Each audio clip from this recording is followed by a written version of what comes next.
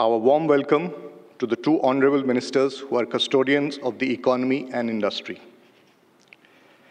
At the outset, I must congratulate Honorable Prime Minister for his exceptional leadership, which has transformed India over the last decade, repositioning India globally, drawing great admiration.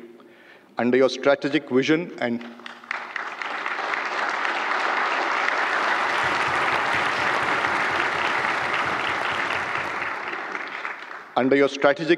and dynamic leadership, India has emerged today as the fastest growing major economy in the world for 3 consecutive years.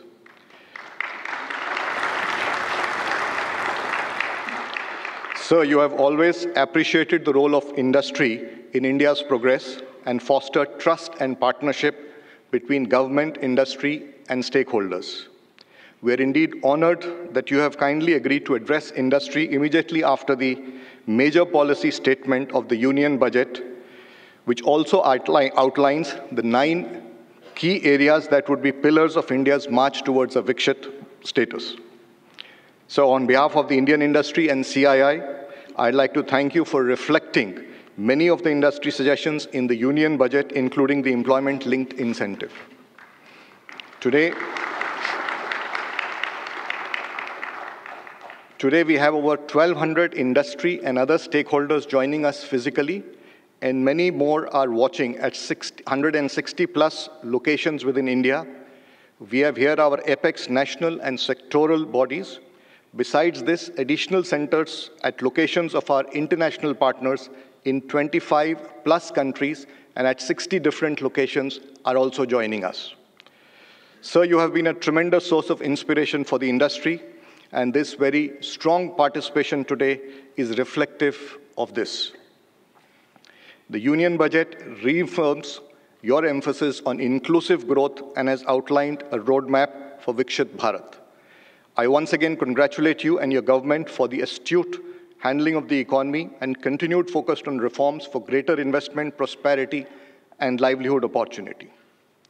So you have laid a strong foundation in Amrit Kal. As we move towards Viksit Bharat, this is an exciting and unprecedented phase in India's economic history, and we at Indian Industry would like to work together with you on all fronts. Honorable Prime Minister, as you lead India on its journey towards Viksit Bharat, industry pledges to align with your vision for Viksit Bharat at 100 and stand together with you. We now look forward to your kind guidance for this partnership. Thank you, sir. Thank you, ladies and gentlemen.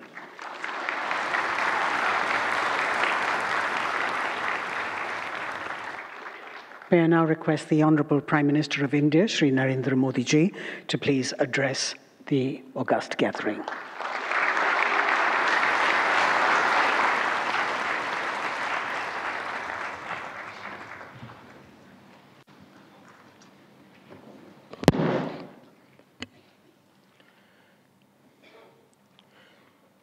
CII के president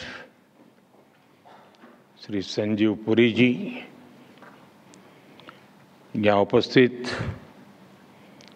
industry के सभी दिग्गज साथी,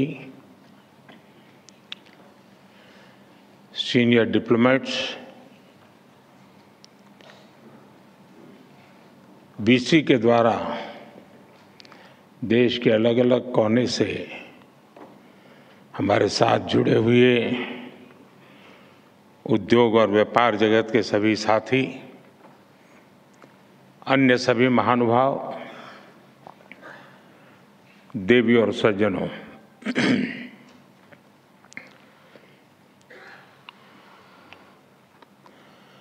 अगर युवाओं की सभा होती तो मैं शुरू करता, हाउ इज द जोश।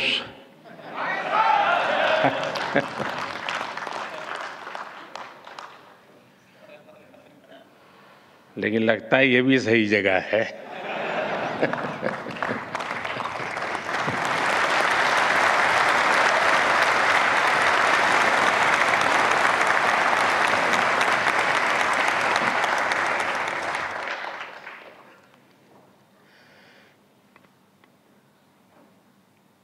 और जब मेरे देश में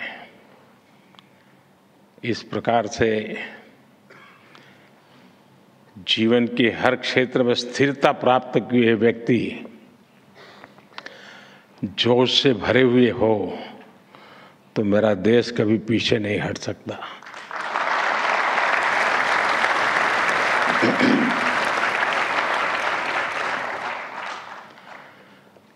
आपने मुझे इस कार्यक्रम में निमंत्रित किया। मैं CII का हृदय से आभार व्यक्त करता हूं। मुझे याद है पैंडेमिक के समय आप और हम चर्चा कर रहे थे। आप में से भी बहुत लोगों को याद होगा। और चर्चा के केंद्र में विषय रहता था गेटिंग ग्रोथ बैक। उसी के इर्द गिर्द हमारी चर्चा रहती थी। और तब मैंने आपसे कहा था कि भारत बहुत ही जल्द विकास के पथ पर दौड़ेगा। और आज भारत किस ऊंचाई पर है।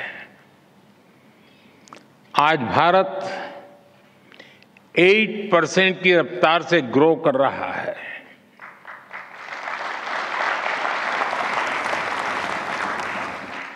आज हम सभी डिस्कस कर रहे हैं जर्नी टवर्ड्स विकसित भारत।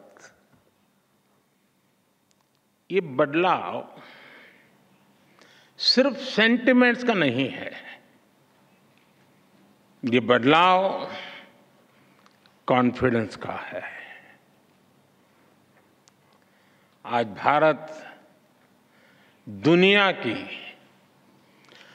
5वीं सबसे बड़ी आर्थिक ताकत है।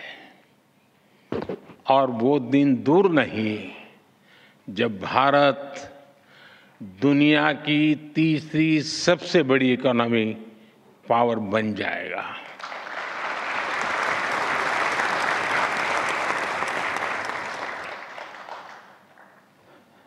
मैं जिस बिरादरी से आता हूं उस बिरादरी की एक पहचान बन गई है कि चुनाव के पहले जो बातें करते हैं चुनाव के बाद भुला देते हैं। लेकिन मैं उस बिरादरी में अपवाद हूं। और इसलिए मैं आपको याद कराता हूं कि मैंने कहा था कि मेरे 3रे टर्म में देश 3रे नंबर की इकोनॉमी बनेगा।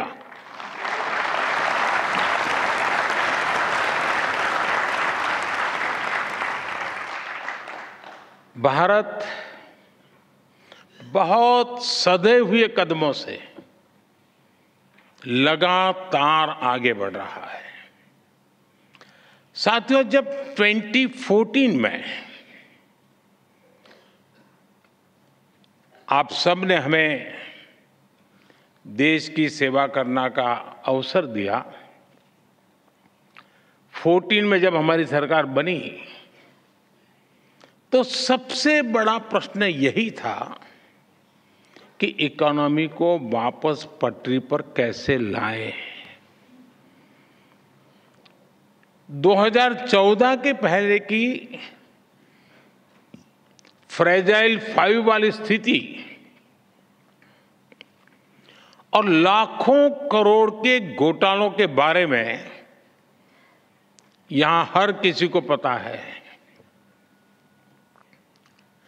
हमारी इकोनॉमी की क्या स्थिति थी, इसकी बारीकियां सरकार ने व्हाइट पेपर जारी करके देश के सामने रखी है। मैं उसके विस्तार में नहीं जाऊंगा, लेकिन मैं आपसे अपेक्षा करता हूं कि आप जैसे लोग, आप जैसे संगठन उस पर जरूर अध्ययन करें, आपके यहां डिबेट करें कि हम कहां खड़े थे और कैसी बीमारियों के शिकार हो गए थे। भारत और भारत की इंडस्ट्री को उस महासंकट से निकालकर हम इस ऊंचाई पर लाए हैं। अभी कुछ दिन पहले ही बजट आया है और मैं देख रहा था, एक अच्छा डॉक्यूमेंट आपका बना है, मैं अभी देख रहा था, मैं जरूर अध्ययन करूंगा उसका। और जब बजट अभी आया है, आप भी बजट की चर्चाओं में अभी भी व्यस्त हैं, तब बजट से जुड़े ही कुछ फैक्ट्स मैं आज आपके सामने रखना चाहूंगा। फ्रेंड, 2013-14 में जब पिछली सरकार का आखिरी बजट आया था, डॉक्टर मनमोहन सिंह जी के सरकार का लास्ट बजट, वो 16 लाख करोड़ रुपए का था, 16 लाख करोड़। आज हमारी सरकार में ये बजट 3 गुना बढ़कर 48 लाख करोड़ रुपया पहुंच गया है।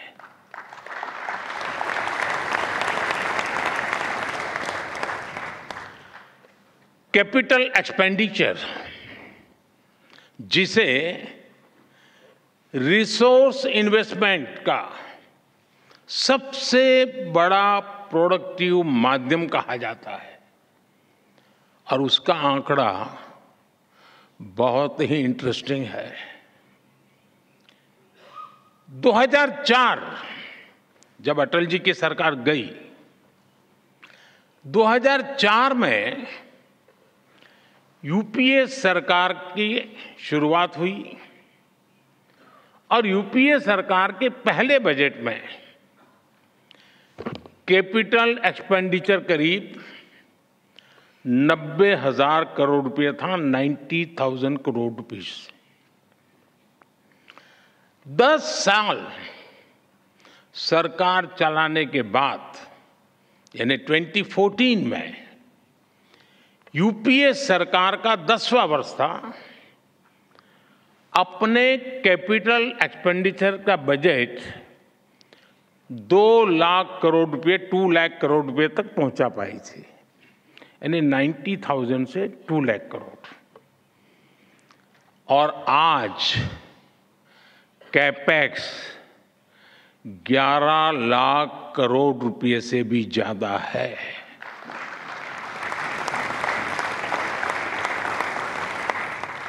यानी 2004 टू 2014 के 10th ईयर में कैपेक्स किसी तरह दुगुने पर पहुंचा था, जबकि हमारी सरकार में कैपेक्स 5 गुना ज्यादा से बढ़ा है। और आप अलग अलग सेक्टर्स को देखेंगे तो भी आपको सटीक अंदाजा मिलेगा कि आज भारत किस तरह हर सेक्टर की इकोनॉमी पर फोकस कर रहा है। पहले की सरकार के 10 साल की तुलना में हमारी सरकार ने रेलवे का बजट 8 गुना बढ़ाया है, हाईवेज का बजट 8 गुना बढ़ाया है, एग्रीकल्चर का बजट 4 गुना से ज्यादा बढ़ाया है, और डिफेंस का बजट 2 गुने से अधिक बढ़ाया है। और साथियों, हर सेक्टर में बजट में ये रिकॉर्ड बढ़ोतरी और साथ साथ टैक्स में रिकॉर्ड कटौती करने के बाद की गई है।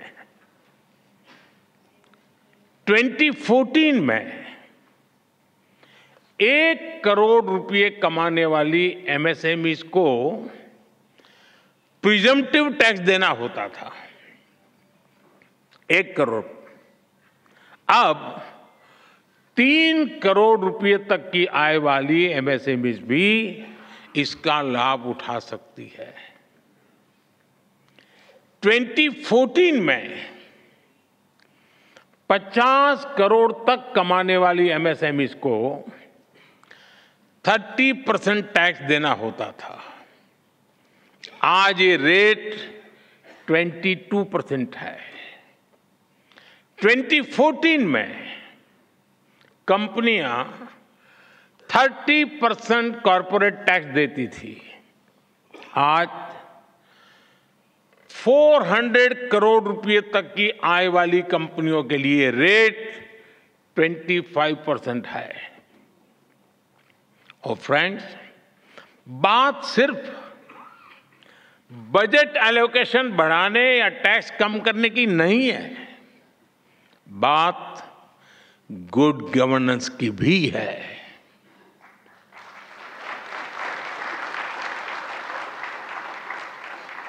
मैं आपको एक उदाहरण देता हूं।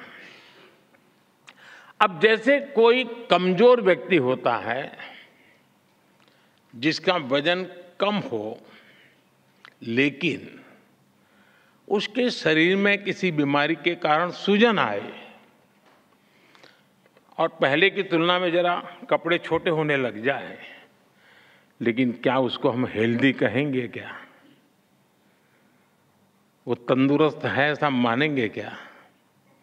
वो देखने में भले ही बहुत स्वस्थ लगे, लेकिन हकीकत में तो वो कमजोर होता ही है। 2014 से पहले के बजट का भी ऐसा ही हाल था। तब बजट में बड़ी बड़ी घोषणाएं इसलिए की जाती थी कि दिखाया जा सके कि अर्थव्यवस्था की सेहत अच्छी है। लेकिन सच्चाई ये थी कि बजट में जो घोषणाएं होती थी वो भी जमीन पर पूरी तरह नहीं उतर पाती थी। ये लोग इंफ्रास्ट्रक्चर के लिए तय की गई राशि को भी पूरी तरह खर्च नहीं कर पाते थे। जब घोषित करते थे तो हेडलाइन लेते थे,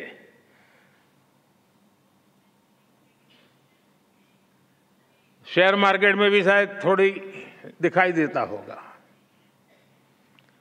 योजनाओं को तय समय पर पूरा करने पर भी पहले की सरकारों का कोई जोर नहीं था। हमने 10 वर्षों में इस स्थिति को बदला है। हमारी सरकार जिस स्पीड और स्केल इसके साथ इंफ्रास्ट्रक्चर का निर्माण कर रही है, आप सब उसके गवाह हैं। यह अभूतपूर्व है।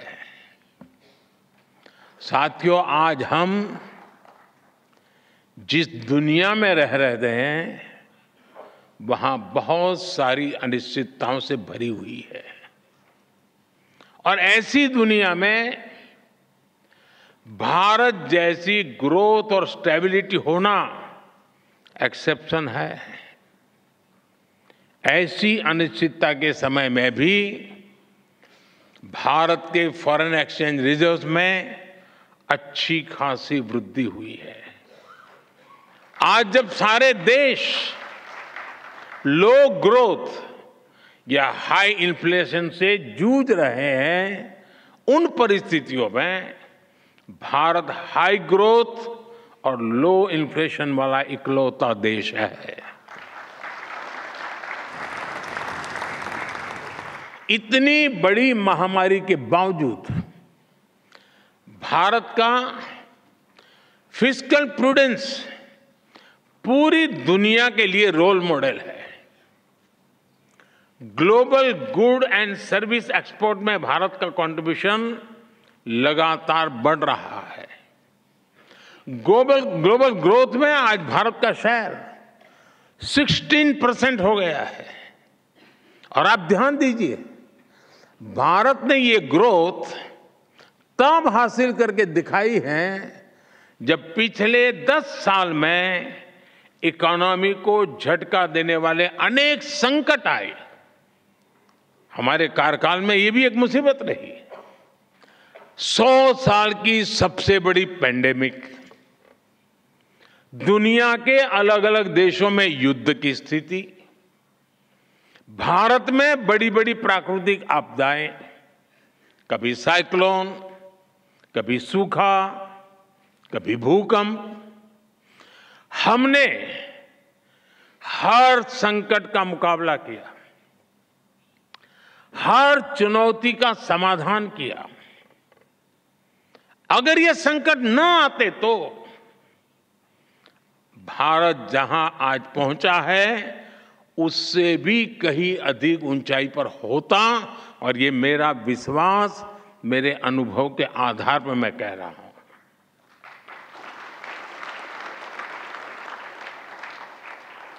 साथियों, आज देश विकसित भारत के संकल्प को लेकर चल रहा है।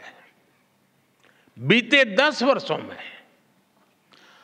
25 करोड़ लोग गरीबी से बाहर निकले हैं। हम देश के नागरिकों की ईज ऑफ लिविंग पर फोकस कर रहे हैं। हम देश के नागरिकों की क्वालिटी ऑफ लाइफ पर फोकस कर रहे हैं। साथियों, इंडस्ट्री 4.0 को ध्यान में रखते हुए हमारा बहुत अधिक फोकस स्किल डेवलपमेंट और एम्प्लॉयमेंट पर हमने केंद्रित किया है। आज देश के युवाओं में एक मिजाज बना है कि अपने दम पर कुछ करके दिखाना है। इसमें मुद्रा योजना हो, स्टार्टअप इंडिया अभियान हो, स्टैंड अप इंडिया हो, युवाओं की बहुत मदद कर रही है। मुद्रा योजना से लगभग मदद लेकर के 8 करोड़ से ज्यादा साथियों ने पहली बार कोई बिजनेस शुरू किया है। देश में आज करीब 1,40,000 स्टार्टअप्स हैं और इनमें लाखों युवा काम कर रहे हैं, नए नए साहस कर रहे हैं। इस बजट में भी जिस 2 लाख करोड़ रुपए के पीएम पैकेज की घोषणा हुई है, चारों तरफ उसकी वाहवाही हो रही है, खूब प्रशंसा हो रही है। इसका सीधा लाभ 4 करोड़ से अधिक युवाओं को मिलने का। ये पीएम पैकेज होलिस्टिक और कॉम्प्रिहेंसिव है। ये टुकड़ों में नहीं है, ये इंटरलिंक है, एंड टू एंड एक सॉल्यूशन है। इसका विजन स्पष्ट है।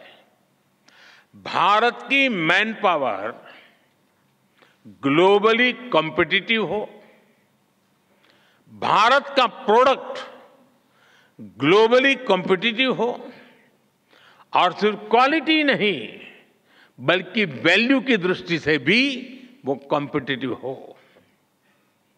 हमारे युवाओं की स्किल बढ़े, उनका एक्सपोजर बढ़े, उन्हें आसानी से रोजगार मिले। इसके लिए हम इंटर्नशिप स्कीम लेकर आए हैं। एम्प्लॉयमेंट जनरेशन करने वाले आप जैसे जो लोग हैं, उनको लार्ज स्केल पर इंसेंटिव मिले, इसका भी हमने ध्यान रखा है। इसलिए ही सरकार ने ईपीएफओ कंट्रीब्यूशन में इंसेंटिव की घोषणा की है।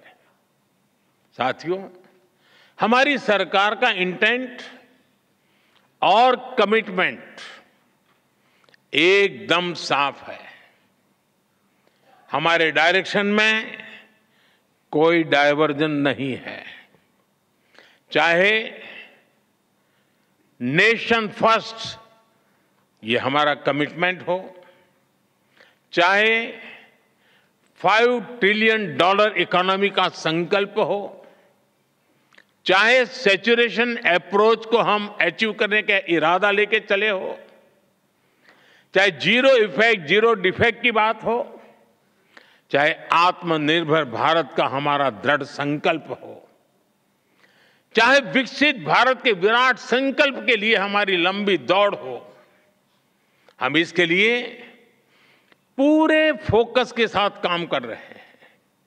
हम योजनाओं को निरंतर विस्तार देते हैं, उनकी प्रोग्रेस की समीक्षा करते हैं। आप सरकार की अप्रोच, विकास के प्रति हमारे कमिटमेंट को भली भांति जानते हैं। हम हर बार नए माइलस्टोन्स गढ़ रहे हैं। इसलिए इंडस्ट्री से भी मेरी यही अपेक्षा है कि वो सरकार के साथ कंधे से कंधा मिलाकर विकसित भारत के सपनों को साकार करने के लिए सरकार के साथ स्पर्धा करे, सरकार को भी पीछे रख देकर जीत हासिल करे। ये मेरी आपसे अपेक्षा है जी।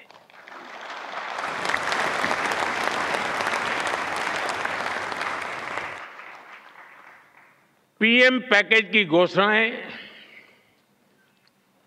ये हम दोनों, चाहे सरकार हो या इंडस्ट्री, ये हमारा साझा दायित्व के रूप में हमें तेज गति से आगे बढ़ाना है। मुझे आप पर पूरा भरोसा है। साथियों, इस बार के बजट का एक और पहलू है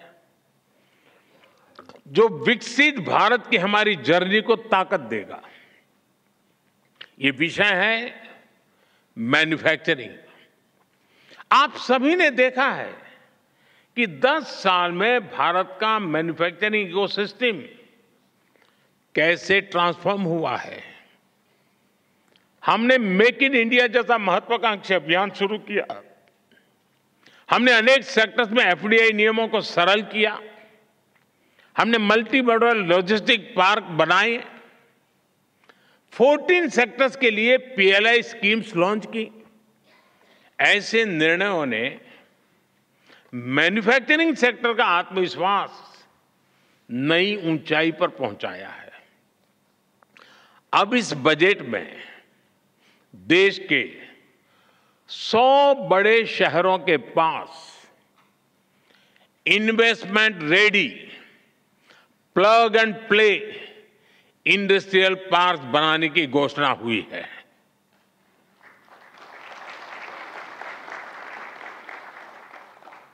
ये 100 शहर विकसित भारत के नए ग्रोथ हब बनेंगे।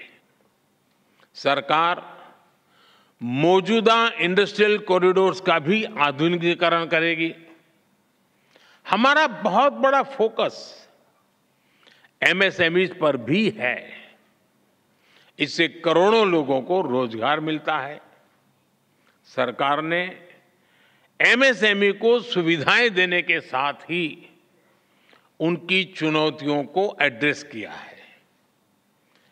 एमएसएमईज को जरूरी वर्किंग कैपिटल और क्रेडिट मिले, उनके कंप्लायंस बर्डन और टैक्सेस कम हो, उनकी मार्केट एक्सेस और संभावनाएं बेहतर हो, एमएसएमईज का फॉर्मलाइजेशन हो। इसके लिए 2014 से ही हमने लगातार काम किया है। इस बजट में भी एमएसएमई के लिए नई क्रेडिट गारंटी स्कीम लॉन्च की गई है। साथियों, जब बजट आता है तो उसके बाद अक्सर चर्चा कुछ प्रमुख बातों के इर्द गिर्द ही सिमट जाती है और ज्यादातर तत्कालीन चर्चा मीडिया ड्रिवन होती है और वो भी एजेंडा के तहत ड्रिवन होती है। जब शांत वातावरण होता है तब जाकर के स्थितियां की तरफ नजर गहराई से जाती है। कई बार संबंधित इंडस्ट्री या फिर एक्सपोर्ट्स वे भी थोड़ा बहुत उनका ध्यान जाता है, उसकी बात करते भी है, लेकिन बजट की ऐसी बातें मुझे लगता है कि हर क्षेत्र में बार बार दोहराना जरूरी है। माइक्रो लेवल पर भी उसका एनालिसिस जरूरी है। अब जैसे बजट में न्यूक्लियर पावर जनरेशन के लिए एलोकेशन बढ़ाया गया है। हम कृषि में भी डिजिटल पब्लिक इंफ्रास्ट्रक्चर बनाने जा रहे हैं। हम किसानों को जमीनों के नंबर देने के लिए भू आधार कार्ड भी देने जा रहे हैं। स्पेस इकोनॉमी के लिए भी 1000 करोड़ रुपए के वेंचर कैपिटल की व्यवस्था की गई है। बजट में क्रिटिकल मिनरल मिशन की भी घोषणा की गई है। हम जल्द ही माइनिंग के ऑफशोर ब्लॉक्स के पहले चरण की नीलामी शुरू करने वाले हैं। ये सारे ऐलान प्रगति के नए रास्ते खोलेंगे, नए अवसर बनाएंगे। फ्रेंड्स, आज जब भारत दुनिया की तीसरी सबसे बड़ी इकोनॉमी बनने वाला है, तो नए सेक्टर्स में भी संभावनाएं बन रही हैं। विशेष रूप से हमारे सनराइज सेक्टर्स में। आप जानते हैं, टेक्नोलॉजी ही वर्तमान है, टेक्नोलॉजी ही फ्यूचर है। आज जो भी देश सेमीकंडक्टर वैल्यू चेन में अपनी जगह बनाएगा, वो भविष्य में बड़ी भूमिका में रहेगा। और इसलिए हम भारत में इस इंडस्ट्री को आगे बढ़ा रहे हैं। इसी तरह हम इलेक्ट्रॉनिक्स मैन्युफैक्चरिंग को भी एनकरेज कर रहे हैं। आज मोबाइल मैन्युफैक्चरिंग रिवॉल्यूशन का दौर है। एक जमाने में जो भारत मोबाइल फोन्स को इंपोर्टर था, वो आज दुनिया के टॉप मोबाइल मैन्युफैक्चरर और एक्सपोर्टर में स्थान ले चुका है।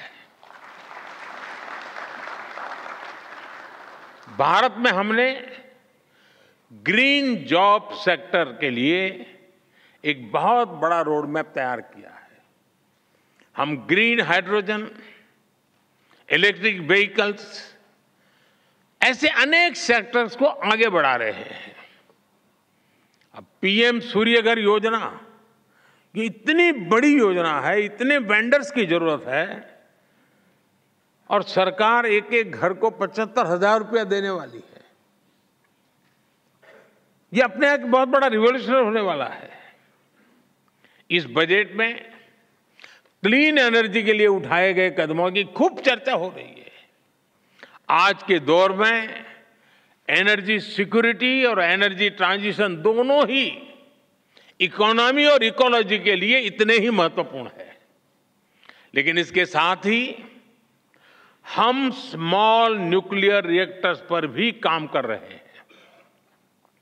इससे न सिर्फ एनर्जी एक्सेस के रूप में इंडस्ट्री को लाभ होगा, बल्कि इस सेक्टर से जुड़ी पूरी सप्लाई चेन को भी बिजनेस की नई संभावनाएं मिलेगी।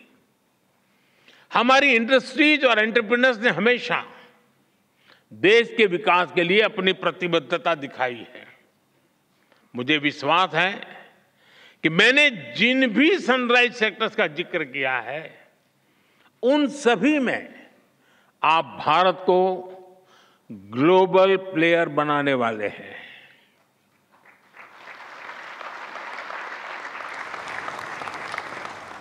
और ये मेरे लिए ग्लोबल प्लेयर शब्द भर नहीं है जी, मैं साफ मानता हूं मेरा देश ग्लोबल प्लेयर बनेगा।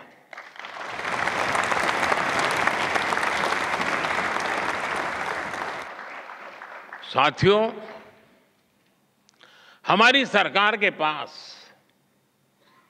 राजनीतिक इच्छा शक्ति की कोई कमी नहीं है, और इससे तो आप भी परिचित हैं। हमारे लिए देश और देशवासियों की आकांक्षाएं, उनके एस्पिरेशंस, ये हमारे लिए सर्वोपरि है।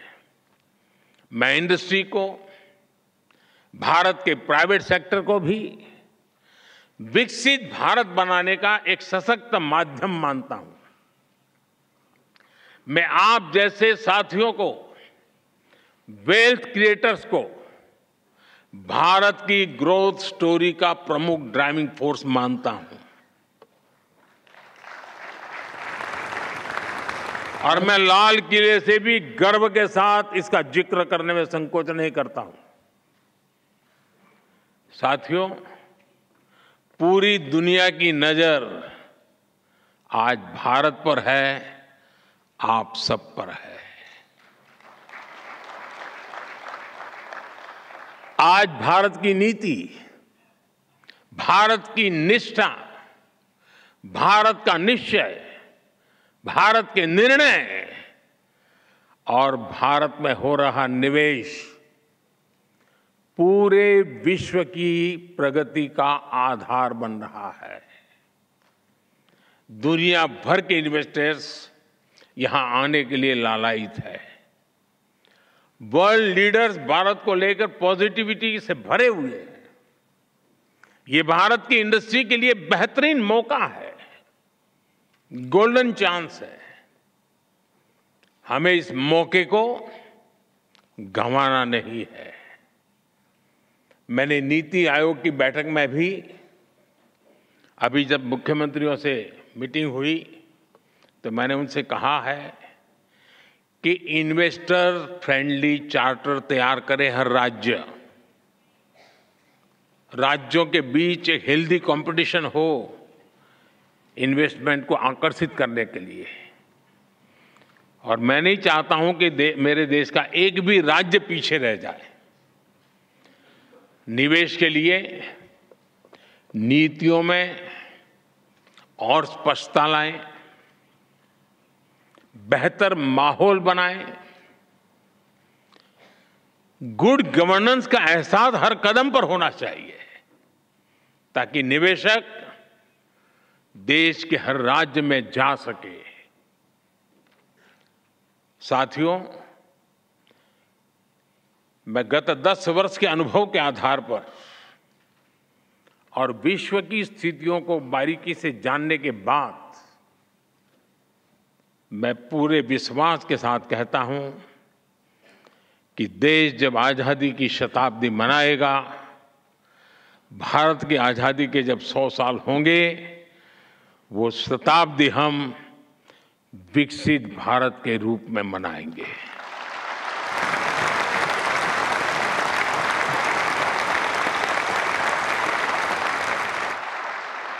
हम गरीब देश के रूप में आजाद हुए थे, हम लूट चुके थे। दुनिया में जो कोई भी लूटना चाहता था लूट रहा था, आखिरी मोमेंट तक लूटे गए थे। और फिर हमने हमारी यात्रा शुरू की थी। 100 साल के भीतर भीतर सारे अवरोधों को पार करते हुए, संकल्पों को चरितार्थ करते हुए शताब्दी विकसित भारत की मना करके ही रहेंगे। हम रहे न रहे, हमारी पीढ़ियां आने वाली विकसित भारत को गर्व से जिए, ये सपने लेकर चलना है।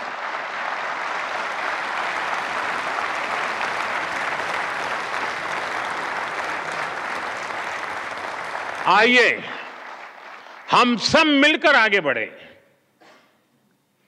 अपने भारत को विकसित बनाएं और इस संकल्प को सिद्धि पर ले जाने के लिए जीवन का अपने पास ईश्वर ने जो भी दिया है उसका उत्तम से उत्तम हम समाज को, देश को फिर से अर्पित करें।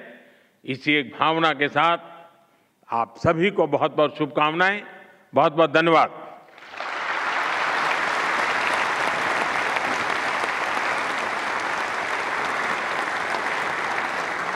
Thank you, Honourable Prime Minister, sir, for your leadership and your guidance.